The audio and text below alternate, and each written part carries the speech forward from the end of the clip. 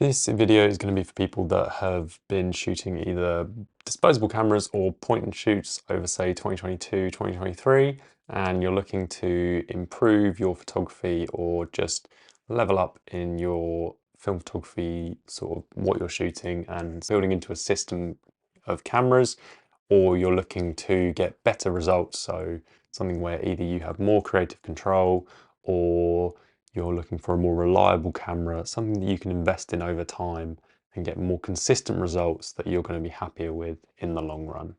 So this is a few cameras that I would recommend. This is all coming from someone who has spent the last nearly 9 years working in a camera shop, seeing people using certain cameras and being disappointed or pleased with certain cameras, and sort of the advantages, pros and cons of those cameras. So first ones that I'm going to add are going to be sort of the Nikon FA, FM and FE, and then this will also branch into sort of the FE2 and the FM2. So the advantage of these cameras is that generally they're fairly reliable because they were built to very high quality, and you've got a very excellent lens range to choose from, sort of everything from super wide all the way up to sort of super telephoto, as well as plenty of stuff in the middle.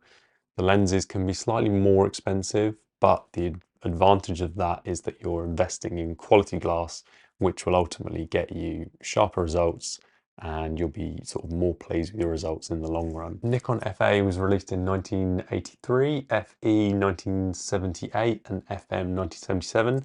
So they're getting on a bit. They can be repaired mostly. So that's one of the advantages, is that they're fairly easy to get repaired because they were made in such high quantities. And if anything does go wrong, repairers normally will have parts for them. Any decent repairer will still have parts for them. And yeah, that's something that I think is going to be very important, and something that will carry on throughout most of these recommendations, is sort of availability of parts as these cameras are getting older and older. And yeah, they're definitely past their peak. The next one that I'm going to talk about is going to be the Nikkormats. So this is a whole range of cameras. This was a more budget-friendly option for Nikon shooters, still using the same quality lenses as previously mentioned for the other Nikon cameras. This was an earlier range of cameras which were designed primarily for sort of students. The advantage of these is that they are often fully mechanical, with the exception of the Nikkormat EL, which I wouldn't recommend because it's hard to get parts for.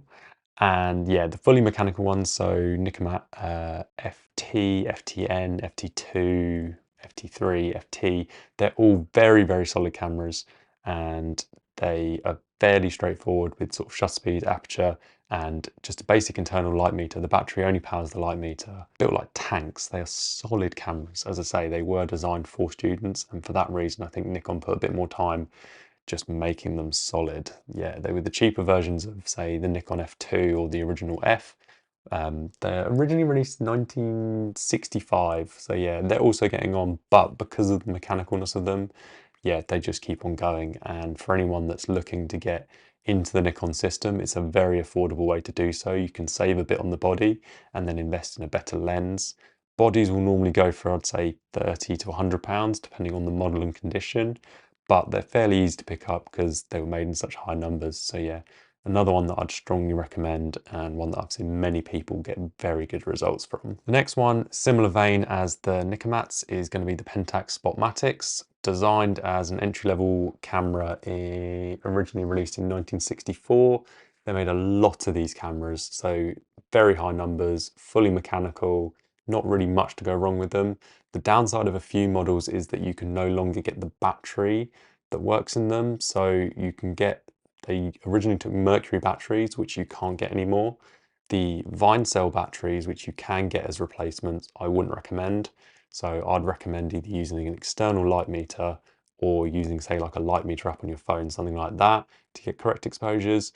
But immense amount of lenses available because it uses an M42 screw mount, so really, really easy to get lenses for, cheap as anything. Like, the bodies are £5 to £30 depending on condition and model, but if you get one that's working, they are solid cameras and easy to repair because, again, fully mechanical. It is one that you do need to be a little bit more sort of wary of, mainly for the light meter issues. So not being able to get the batteries, and because of the age, the light meters can stop working. But the actual main camera functions itself should last, yeah, sort of indefinitely, provided you get it sort of serviced or at least repaired. If anything does go wrong, they normally just need resetting if anything's wrong with them. But yeah, very good. All the Spotmatics, very, very good cameras. This one is a little bit later, so the Minolta MD range. So this is going to include the X300, X500, X700. These are cameras that have more automated features. So they're fully electronic, but they're generally quite robust. 1981, so a little bit more recent. But the thing about these is that the lenses are very underrated. So the Minolta MD range of lenses are phenomenal. And because nothing sort of current uses that lens mount, it means that there's a lot of lenses available and they're generally very affordable compared to things like the Nikon F system, which obviously the lens mount's still used for DSLRs. But yeah, if you want something with a little bit more automation, either it's aperture priority or full program, it's going to be between, yeah, X300, X500, X700, all really good cameras. As they go up in sort of number, they get slightly more features and things like that. But I've seen amazing results with these cameras, and it's a system that is worth investing in, as I say, because the lenses are really, really good. It was a consumer range of cameras really, and for that reason they made them in sort of high quantities. And yeah, the lenses you can find pretty much anywhere. If you have a look on eBay, you'll be able to find some sort of no problems. Next one is going to be sort of the first camera from a range that I'd recommend. So this is the OM1 and OM1N. They're pretty similar cameras. The only real difference between them is some slight changes to the internals and a different battery on the OM1N, I believe. Instead of a PX625, it was two LR44s, which has its own pros and cons. But the OM1 is fully mechanical. The only thing that the battery powers is the light meter. Again, as previously mentioned, if the light meter goes, you can normally get it repaired. If not, you can still use the camera without the light meter, which is very important if you are going to be investing in a system. Similar to the Minolta, lenses are very affordable because nothing uses the mount anymore. They were made again in very high numbers, and you can find them pretty much sort of cheap as chips for really not a problem. The OM1 specifically is just a lovely, fairly small SLR camera. So if you're looking for something that's a little bit more portable, the OM1 is amazing. And yeah, that was originally released in 1972. So around that sort of time, cameras would get slightly more mechanical still. They were just starting to get basic electronics in them. But yeah, the OM1 I'd strongly recommend if you can invest in. Is really good camera, and yeah, fully mechanical, easy to get repaired if anything sort of goes wrong with it.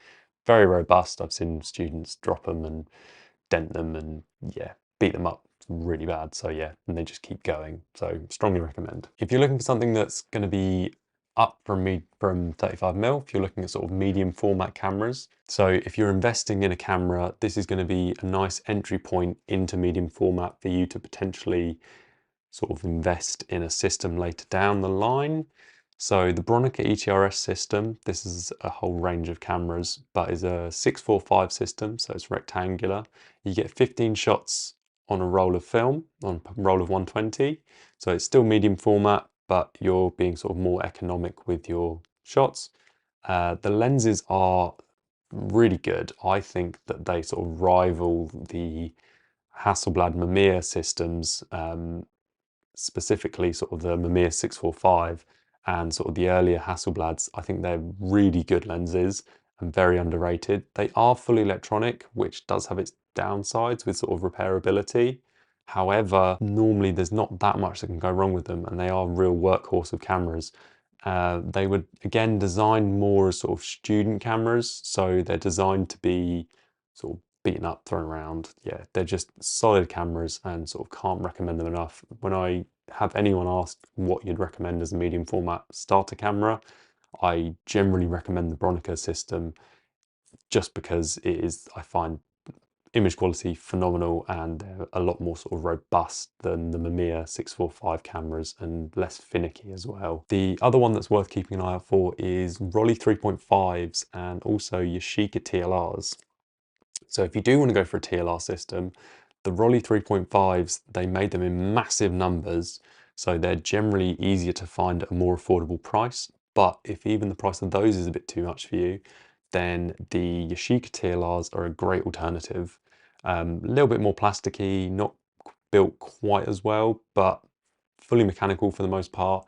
They generally will have some form of light meter, whether that's selenium or battery powered. But even if you get on with a meter that's not working, they're solid cameras, and the optics, again, really nice. So it's a good alternative to saying a Rolly 2.8, which is going to set you back probably about 1,000, maybe even more, depending on the model. So yeah, that is my list of cameras that I recommend in 2024. And yeah, if you like this video, please feel free to leave a like. If you've got any comments about my list, as I say, this is all my opinion, just from working in a camera shop. But yeah, if you've got anything to add to this list, or sort of anything that you think I should have given more credit to, put it down in the comments and we'll have a discussion about it.